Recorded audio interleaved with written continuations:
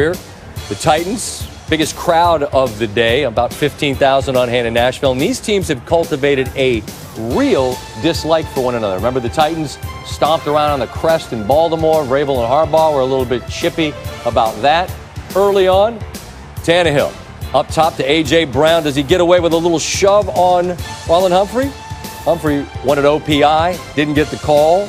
Titans lead 7-0. Later in the first, Jackson, an MVP. Last year, the Titans came in and worked him in Baltimore, and this is as ugly a start as it could be for Baltimore. That's an arm punt, as they say. 3rd and 1, Tannehill. And next, Anthony Ferkser. Not just a first down, but a gain of 35. Ravens would hold them to a field goal. It's 10-0. That was big. 21 straight losses when trailing by double digits, including the playoffs. You think that was big, Steve? I agree. I think this play right here was as big as any because this could get away from you in a hurry. You could get boat raced. It's 3rd and 7. Looks like maybe he's just throwing it away. No. Finds Mark Andrews with a perfect pass. And heading into the second, maybe they can get on the scoreboard. They can, but that Titans defense, how about the vet Brooks Reed, bear down for Arizona, gets the sack, and it's 10-3. When you watch Jackson and when you watch Henry, at any moment you're waiting for a crease, you hold your breath, and you think they can score from anywhere on the field, and that is exactly what Jackson does here on 3rd and 9. It's why we started our show with it. The second longest run by a quarterback in playoff history. I don't know if there's another quarterback in the league right now who could score from that place on the field on that play. Hyperbole, but that's how it feels. Thinking out loud. It's 10-10. 3rd and 2.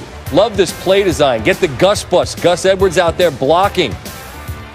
The Titans are able to keep him from scoring, but eventually the Ravens would score. 1st and goal, J.K. Dobbins. Undoubtedly looking forward to watching his boys play against Alabama on Monday night, the rookie from Ohio State.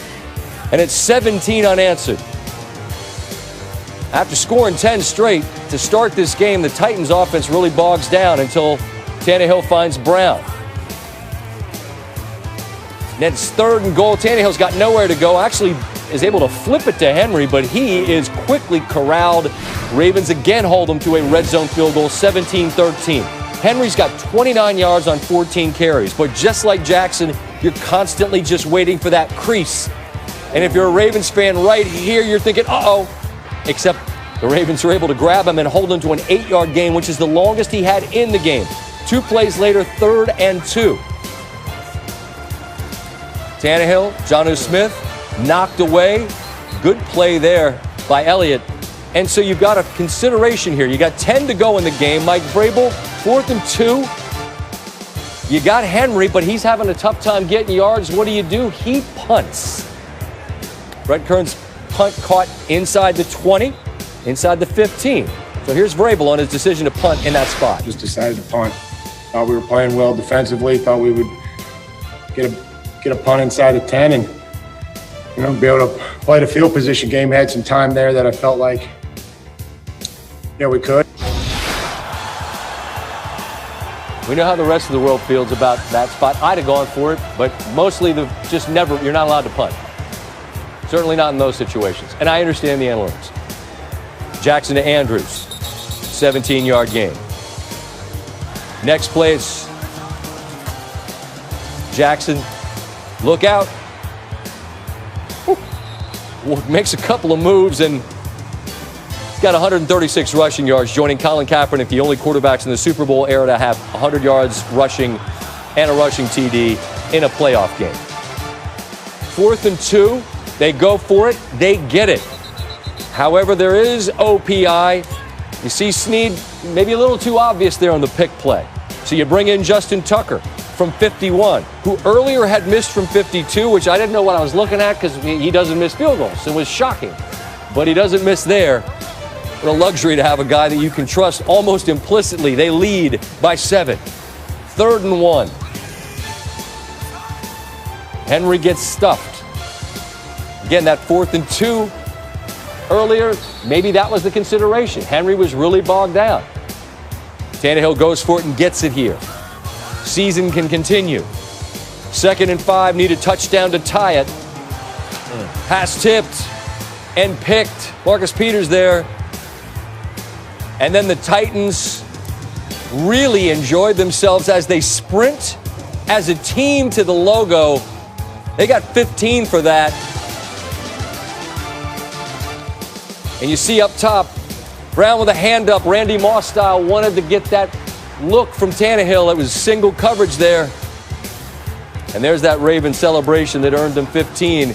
But the Titans had all their timeouts. So the Ravens needed some yards, and they're going to get some yards.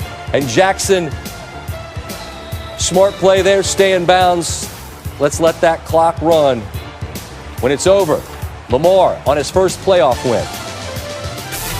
Right now, for me, this is the best win ever. And not just because of what was at stake, but because of the guys and what it meant to our team and to our guys, you know, what it meant to all of our guys. This may be the best one I've ever been associated with. Yeah, you know, I guess people just be saying, you know, I wasn't really worried about it. You know, it's just my third year in the league. I don't really care what people say, you know, I'm just happy we got the win, you know, to move on in the next round. That's all. Lamar in his first playoff win, interesting. Harbaugh, who's won a Super Bowl, saying it's his biggest win, was remarkable to me. So the battle between the two best rushing offenses wound up being lopsided. Ravens outrushed the Titans by $185, fourth largest margin by a road team in postseason history. Number one on this list, 1940 Bears. They beat Washington 73-0. I wasn't around for that, but old timers around here back in the day, they'd tell you about that one. Not a great day. Not a great day. All right, Ryan Clark is back with us. Ravens quarterback Jackson, we're going to talk about him in a minute, but I think they won this game because of what we just talked about, their defense. What did they do best, Ryan? Absolutely.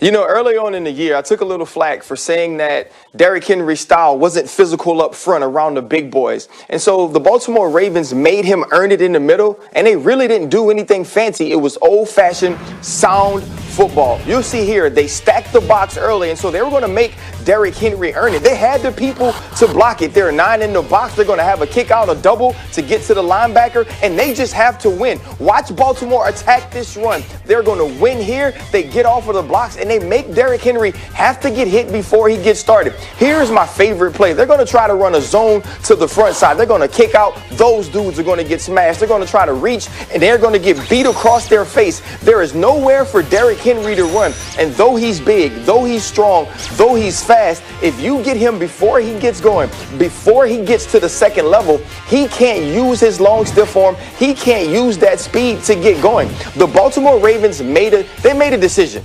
If you're going to beat us, it's going to have to be Ryan Tannehill